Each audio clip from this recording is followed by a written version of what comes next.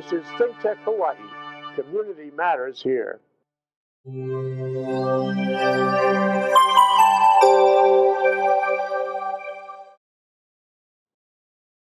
Guys, and we are back live here in the studio with Think Tech Studios Hawaii.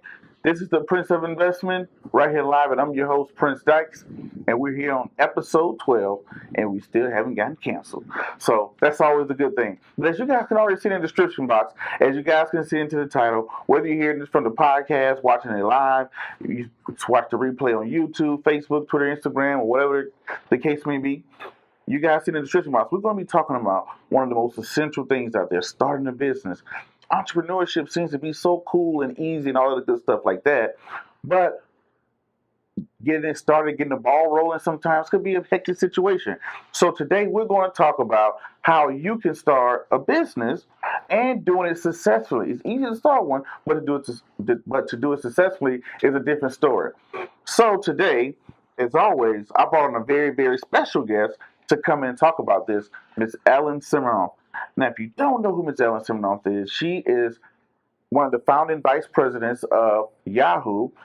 Before that, she started Frontier, and she sold a company, to Adobe for, hundreds of millions of dollars, 500 million, I think, something like that it says, reportedly. But done so many phenomenal things around, Silicon Valley and all that great stuff. So we're glad to have her here today. Miss Ellen, how you doing? Great. Thank you for having me. Awesome. Now, for people out there who don't know who you are, I know I just gave you a introduction, but can you kind of give people a background of your business and you're into the business world and all the great things you've done so far? I went my undergrad from Princeton in economics. I've done the whole pre-med curriculum. My father swore to me that would be useful to me, and I'm still waiting. I have an MBA from Stanford. I was part of the founding executive team at Yahoo and ran business development as well as a bunch of their various business units. So we took that company from a handful of employees to a much bigger company. Then I ran Efficient Frontier, which was one of the very early algorithmic search engine marketing firms. Thank you for the plug. We wound up selling that company for almost $500 million to Adobe. And now I'm CEO of Shmoop, and I'm in the online education world. Oh, wow. That's a very, very impressive resume. Along with your education from, having the MBA from Stanford and, going all the way to building Efficient Frontier to, selling the company for $500 million and stuff like that. So you've seen a lot of things, from the ups and downs, especially. You're in Silicon Valley right now? And is that correct? I am in Silicon Valley, Mountain View, California. Okay. So the thing about it is when people want to get out, they want to start a business or they're thinking about starting a business, one of the first things a lot of people have issues with is financing. Hey, I have this great idea. It sounds good, but getting the finances, because if you don't have the finances to create the products or the material or anything like that, what would be your advice or how would you tell someone to even try to get started in a situation like that? So that's a really good point. The companies I've always been associated with had what you call very early traction and were bootstrapped before they actually ever raised financing. The biggest challenge is the less you have, the harder it is to get money, and the more expensive that money is in terms of both the valuation, the terms, and the like. So the better situation you can get into, the more traction you have going in, the easier it's going to be for you to raise money to build up a company. So let's take some examples. With Yahoo, one of the biggest things that Jerry and David did when they founded the company was they actually were students at Stanford. So if you're a student today and you can be in a position where you can get something going while you're at school, it certainly helps benefit later because your room is covered, usually your food is covered, and you can actually get what we call it as visible signs of progress before you have to raise money. With Efficient Frontier, we actually had an algorithm built. We actually had customers before we raise real money. So you can always go after and get seed financing, which is very early stage financing. The problem is you're not going to get very good terms if you don't have a track record, if you can't show some amount of progress. So one way to answer your question is bootstrap as long as you can before you start raising money. Okay. So what you were saying there is pretty much the best way to do this is to get traction first. And for someone out there that says traction, what does that mean? What do you say traction? So traction can be in any of a number of different elements. The one that is most obvious is typically you have a lot of users. If you're a consumer-based site and you can show that you can attract users and be viral in some way, shape, or form, that's one way to get traction. Two is to have customers. So if you're an enterprise-type business, if you can get one or two customers, or you can get a couple advertisers if you're a consumer-based business, just to show that you have a revenue model and that you tested it and it looks like there's progress. The third is some sort of business development deal where you can get a partnership with a bigger company where the revenue isn't there right away. It can show that there are people who want to work with you. And then certainly the fourth way is to have some press. If you can get someone to write about your concept, it's a really neat concept, whether it's a blogger or professional press or whatever, to get sort of your name out in a way. Okay. So essentially you're saying instead of trying to seek financing first to go out and start a business, where most people think, hey, I need a crap ton of money or whatever the case may be, you say, hey, the best way is to go out and start traction first, whether you start a website or whatever the case may be, get some users, some people to download it if it's an app or if it's a game or something like that, to prove you have traction first, then maybe go out and seek financing. Is that correct? Yeah, the way I like to think of it is show visible signs of progress, and then I like to think that it's points on the board. Just like in any sport, you want to get some points to show something. What every entrepreneur will tell you is that the first few gates are the hardest. So getting the first dollar, getting the first user, getting the first anything. And if you don't have a track record, it's awfully difficult unless you're just a superior salesperson to be able to get someone to just finance an idea. Now, if you're getting a PhD at MIT and you have a really good graduate thesis, maybe you hand someone your thesis and say, please invest in this, and you might stand a better chance there. But that's sort of a unique circumstance. We don't all have PhDs from MIT. Got it. Makes sense. But Ms. Ellen, Siminoff, what we're going to do, we're going to take a quick 1-minute break, and we're going to come right back here live from Honolulu, Hawaii with the Prince of Investing, and this is your host, Prince Dykes. This is Think Tech Hawaii, raising public awareness. Living in this crazy world, so caught up in the confusion, nothing is making sense for me and you. Maybe we can find a way, there's got to be solution, how to make a brighter day.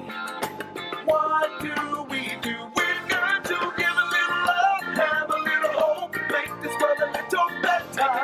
So try a little more than before. You may say I'm a dreamer, but I'm not the only one.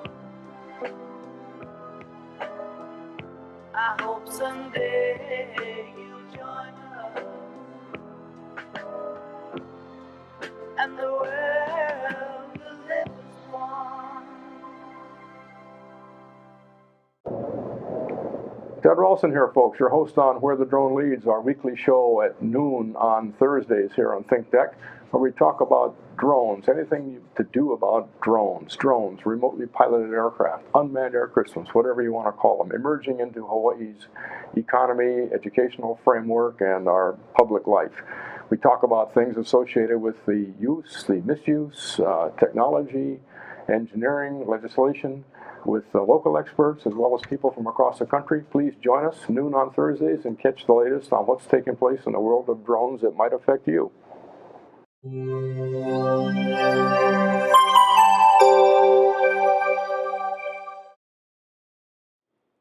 Guys, we are back live here in Think Tech Studios, Hawaii. I'm your host, Prince Dykes.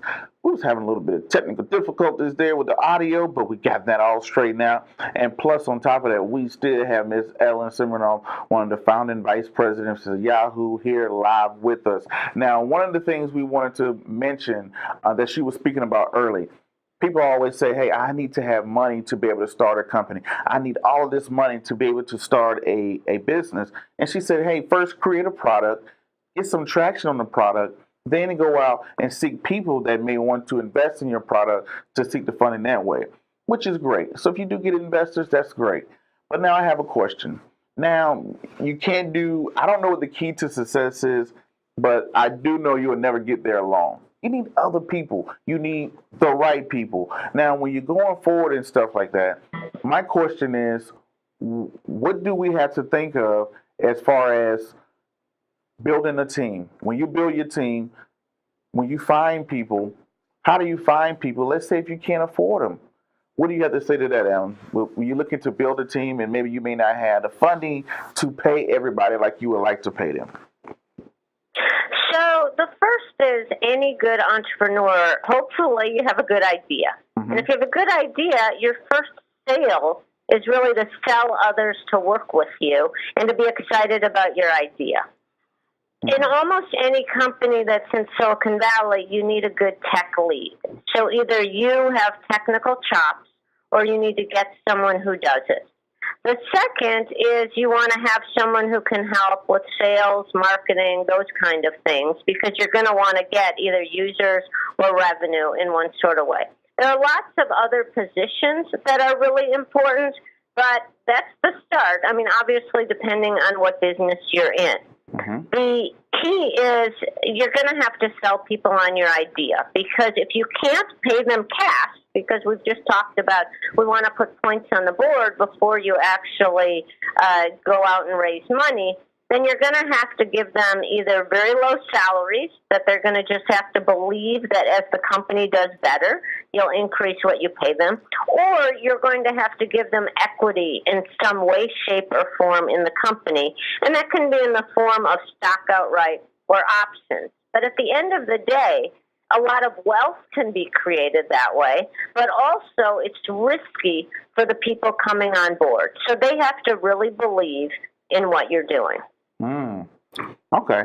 So essentially, now, sometimes you have people that say, hey, well, you have people that may come around, right? They may say, hey, well, I can provide this service that can potentially help your company, maybe help do some type of service where bring in more customers, maybe get some people to sponsor, all that great stuff like that. Do you look to pay those particular people, or would you rather just say, hey, maybe give them stock options and use that money to market? What would you say? Or would you just try to find a team that's really believes into the company and give them equity in the company? Hopefully that you can give people some mix where you can give them some cash so that they can feed themselves and some equity in the company. You generally want your early team to really be on board. The best way is if they feel they have a stake in the company. The more they bring in terms of experience and expertise, the more you're willing to pay them in terms of the company or in terms of cash if you have it. The key thing to keep in mind with any early stage startup is likely you will be raising a bigger round at some point. So everyone will face some level of dilution, which means that they'll accept some other investors, and the pot will get a little bit thinner.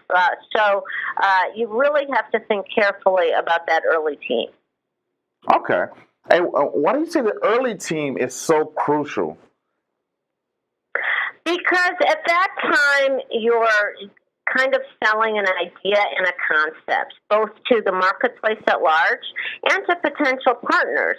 And you want people who are on board, who are excited, who are going to work hard, because it's rarely a 9-to-5 job, and who are going to help you execute. If you have a company of 1,000 people and one person is a stinker, it's not going to kill your company. If you have a company of 5 people and one person's a stinker and that person's in charge of a pretty big function, that's a problem.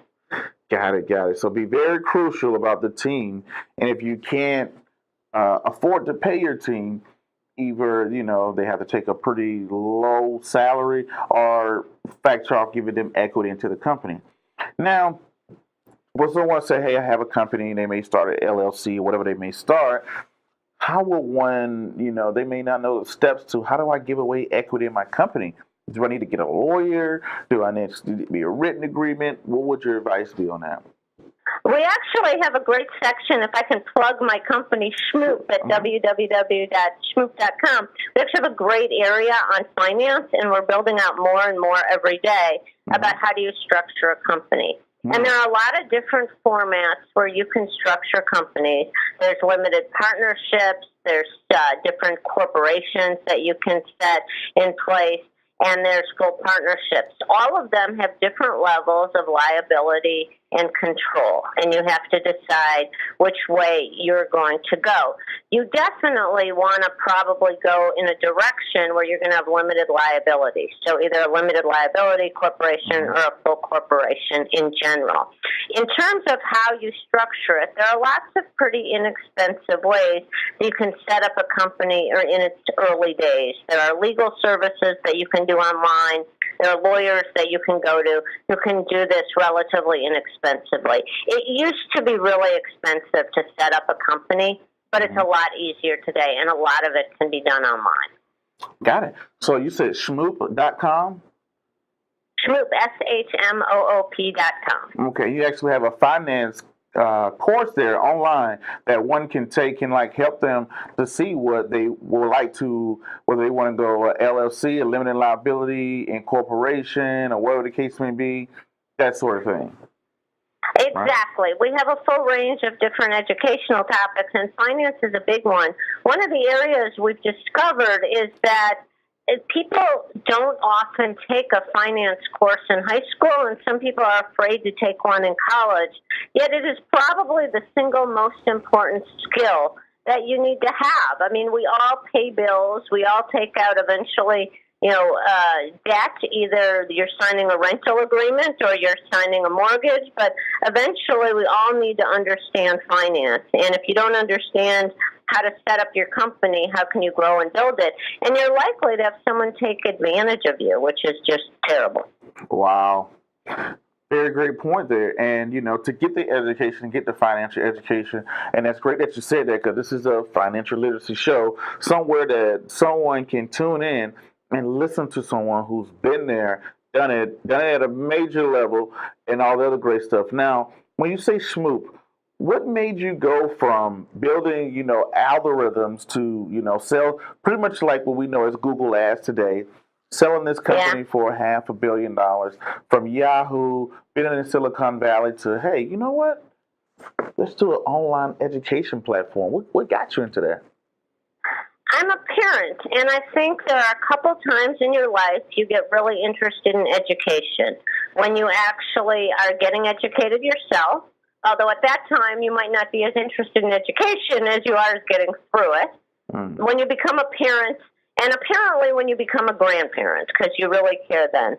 And one of the things I noticed is that there's not equal access to awesome educational materials in this country and around the world. And we wanted to provide really great materials that students would actually use. So everything about Shmoop takes the education part very seriously, but we're fun and funny and built for the digital age. So our view is studying for the SAT, learning about finance, learning about math or literature shouldn't feel like a root canal. It should be interesting, it should be fun, and you should be able to learn it without being in pain. That is very true because I was looking around on your site and I saw that it wasn't typical, hey, here's this big long PowerPoint or here's this big long PDF file. You got to read all through it with books that are gigantic. It was very, very keen stuff that you can use and utilize. So it was fun. It was like fun, and you had some animated stuff there, and it was approaching it in a funny, dorky type way versus what we know as education is usually I have to finance, I have to learn all these formulas and go through this massive program, whatever the case may be. Whereas this is just taking it and making it simple. So yeah, we like to think of it as storytelling. So we actually run through various companies and we make up our own company names to show people how you would finance a company or how you would understand what a stock option is, which is probably one of the more important terms that someone should understand. But if you make it mind-numbingly boring, no one's going to engage in it. We live in a world today where students and all of us, quite frankly, are used to constant communication, lots of video, lots of engagement, and we need to expect our learning resources to act in the same way. And that's very true where we live in an age now where everything is fast. We have so much information at our fingertips via social media, via all our phones and stuff like that now that everybody carries around 24/7. That now we can have so much information where sometimes it can be too much information. And that's great that you found a new way to attack it and bring it. Now, for someone out there that's interested in that want to take a course, how much does the courses cost? Actually, it's an all-you-can-eat unlimited model. So for under $25 a month, you can take over 400 courses. And if you finish in a month, you're great. And if you want to continue, you can do that. We also now have community college accepted courses on Shmoop, so you can actually get credit towards your degree. So we're really excited about that. Awesome. So you could sign up for parents during the summertime, right? They could take a course, pay $25 a month, and maybe their kids can sit down and take an online course for the whole month or the summer, is have access to anything they want to take for the whole summer. Absolutely. In fact, one of the things most parents find is over the summer, so many kids go backwards in school, and they spend the first 3 or 4 months of the next year relearning material that they had learned the year before just because they weren't exercising their brains enough over the summer. Okay, that makes sense. Well, that's great on top of that. We're building Shmoop to building things like that. Now, let's go back to our original topic of having your own business and starting stuff like that. What are some of the most common pitfalls that you see people fall into, and what are some ways they can avoid them? I think one of the biggest pitfalls people have is not thinking about the growth of the market and how big a market they're trying to reach and how to go after that market. So I think some people go into it without doing some basic investigation is how big is this market and how do I make money in it? That's sort of the first problem people face. The second problem people face is that they don't think about what kind of people they need to make the team great. And for me, I am what I call an opportunistic hirer. When I find someone awesome and I think they're going to impact the business, I try not to worry as much about, is there the perfect job for them, as much as I give them a bunch of stuff that needs to get done. And when you have awesome people, they'll get it done. Wow. So you say don't try to, hey, this person is not fitting in this way, fitting in this way. You're just saying, hey, just find great people, and great people will just make it happen. There's nobody who's a great person who will not find a way to make themselves worthwhile. So, don't hire 100 people if you don't have any revenue. But if you find 1 or 2 people who you think are game changers, you want them at the company. Got it. That's a very, very smart way to look at it. A way I didn't think about it. Most people look at the particular skills to say, hey, this person needs to have, I'm looking for, this particular person, this is what I need to have. But, that's the way you look at it. Say, hey, just find great people. And if you have great people, Exactly. if you just have great people, then you can just, if you have great people, they'll figure out good ways to get the job done. And then, you know, with me, I'm very big on honesty and integrity. And I think that's crucial when you're starting out in the beginning phases, because you could have someone that could, you know, be great at, you know, the technical piece, but if they don't have the honesty and integrity, and like you said, when you're so small, it's so crucial that you could end up losing your whole company based off of, you know, like I forgot the words you used earlier. Like one person is a slacker. Yeah. So if you got one stinker that doesn't have the integrity at the beginning phases, that can be very detrimental to your company. Versus, you know, if you have someone with honesty and integrity that believes in what you're doing and believe in the mission, that can help you out tremendously. And you made a great point, because in the beginning phases, people are going to be multitasking. You know, they're going to be making phone calls, sending emails, setting up things. Doors are going to be closed. People are going to say yes. People are not going to follow through. And they have to be pretty resilient to be able to make it through that stuff.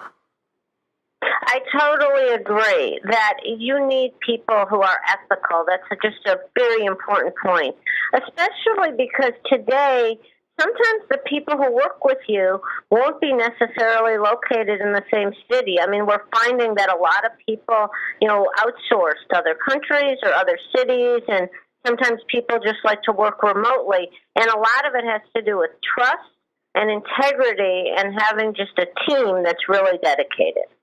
That's very true. Alan, is there anything else you want to say here that you want to leave the fans and listeners and followers with? The last thing I would say is do your research. There are awesome shows like yours plus your podcast where they give a lot of great information. Mm-hmm. And people should remember to do their homework ahead of starting a company, because there's so much fantastic information out there that you can draw upon. Got it.